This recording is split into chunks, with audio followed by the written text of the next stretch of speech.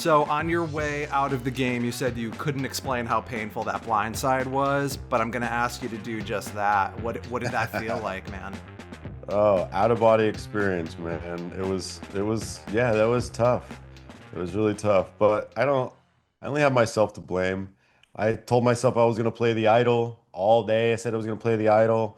I told Aubrey my plans like I was going to play the idol, and then I didn't play the idol. So I I walked right into that trap, and it was really I'm the only one to blame. Tell me a little bit more about this dream that you had, and has this dream like haunted you after the fact? Have you reconciled everything that went down? Whenever I'm playing Survivor, I'm the guy who's keeping the fire going all night. Every season I've ever played, I'm like sleeping next to the fire. Fire's going all night. I don't let the fire go out. So I just woke up. I mean, it was super, it was like almost lucid dreaming. I just startled awake and I was at Ponderosa and Stephanie and Coach were there and they were like, "What are you doing here?" And then I woke up. And I was like, oh my God, just had a really horrible dream. And I told everybody at camp, I told everybody about my dream, because I'm open like that. And then sure enough, like didn't do well on the challenge. And then the tribe split happens and there's two tribal councils. And I tell Aubrey my plans and I'm still like, I got the idol. I'm gonna play the idol. And then in the last moment, just in, you know, I listened to this voice in my head instead of listening to the voice in my heart. Instead of the intuition, I went with the like calculation, and the calculation was wrong. Yeah, yeah. Now, you mentioned laying your plans out to Aubrey. I know you said that it was hopefully for like a jury management purpose. Did you not think, or why didn't you think that she might try to use that all against you? I figured that she would use that against me, but I also figured that I was going to play the idol and that there there would be a vote for me coming from her once I sent her home. So that's again, that was it. It would have been a masterful plan if I had just played the idol.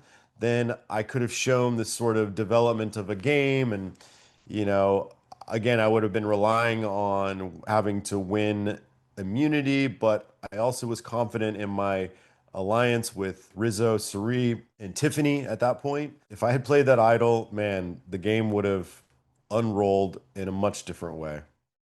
Now, let's talk about Suri and Rizzo for a bit. Considering everything we know about Suri and how beloved she is in this game, would you actually have gone to the final three with her? Oh, hell yeah. Okay. I'm one of those players that I want to be sitting at the end with legends and those that I think deserve to be there that have proven time and time again how good they are at this game. And love to be, I would have just loved to lose to Suri. If that's the way that my game ended, take that any day of the week. I would have loved to lose to her. We saw in the episode that Rizzo had the chance to tip you off about the blind side, but ultimately did not. What were your thoughts on that watching that back? Yeah, I mean, obviously it was really painful. I really trusted Rizzo, trusted him with my life. I had reservations about him from day one. You know, the kind of person that tells you they love you, he's like, I love you, man, I love you, man. And he tells everybody that, and it's like, I don't know. I had weird feelings and vibes from him, but Cerise seemed to see something in him, so I deferred to her judgment. And Rizzo is just trying to play the best game he can. He obviously thought that sitting next to me was not going to be the best way to win the game, but honestly, it's like Rizzo, you sitting next to anyone, like you're not going to win. So I don't know. I don't. That my calculus is like I don't see how you think you've played a very good game. You haven't. You've just been a number for us to use. So him doing this, making a move, maybe that adds to his resume, but still, I think him sitting next to anyone who's still in the game, he's not winning. So I don't know. That's kind of how I looked at it. But obviously, everybody, he's not thinking that about himself. Rizzo thinks the survivor god. He thinks he's the best player ever. And I think that's really short-sighted, and it just shows this lack of maturity that, some of us when we played 5 times, and again, he reminds me a lot of myself, different sided, I was, you know, relied on my challenge abilities and my my prowess at spearfishing and kind of left the social part by the wayside. And Rizzo's the opposite. He's all about the social, but every other part of the survivor, every other part of the game he doesn't really like. No camp life. He doesn't ever help out at camp, just sits around sleeping and talking, doesn't even go in the water. Like, it's one of those things, like, what do you like about survivor? Is it just the backstabbing? Is it just the tribal council? Is it just you hearing yourself talk? So, it is what it is, but I don't blame him. I had all the agency to shift my game, and unfortunately, the mind got in the way of the heart. Now, how difficult is it to put trust in someone who's essentially an unknown player to you guys because you hadn't seen season 49 at the time? Yeah, really difficult, and not a smart move. Not a smart move. I think that getting Rizzo out early in the game would have been smart on everyone's behalf because, again, it's like Savannah, anyone who you've never had a chance to see how they play, you can't trust anything they say or anything they do, really. Now, you were a much more social, much more strategic Ozzy this time around. What's kind of like one or two of your moves that you would point to as your best this season? There's two moves, really. So the first one is giving Suri my extra vote. Hmm. I wanted to solidify with Suri the fact that I was willing to work with her and go to the end with her. And by giving her that extra vote, it gave her that security that she needs. And we saw last night, she would have gone home without that extra vote. Yep. There was other moments where we were potentially going to use the extra vote because we weren't sure how many votes we had, either with the D vote or with the Coach and Chrissy vote or with the Stephanie vote. And luckily we held on, or she held on to it. And I could have asked for that vote back at any time, but I wasn't.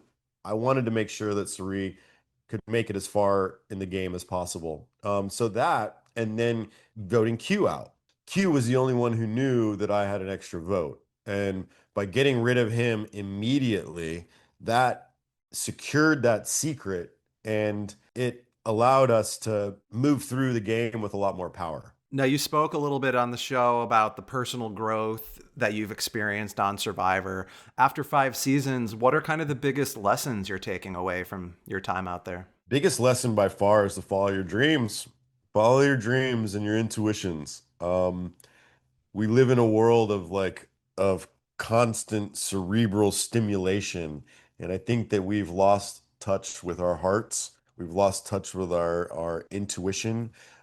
So for me, I've never really been up until this last season one to, like, I don't know. I was kind of when you're with like a girlfriend and they're like, "Oh, I want to tell you about my dream." I'm like, "Oh God, I don't want to hear about your dream." Like, but I've really come around on that. Like, I think that our subconscious, our other senses are so powerful, that when you take a moment to unlock that that strength, you really do unlock a superpower. And it's a lesson in trusting.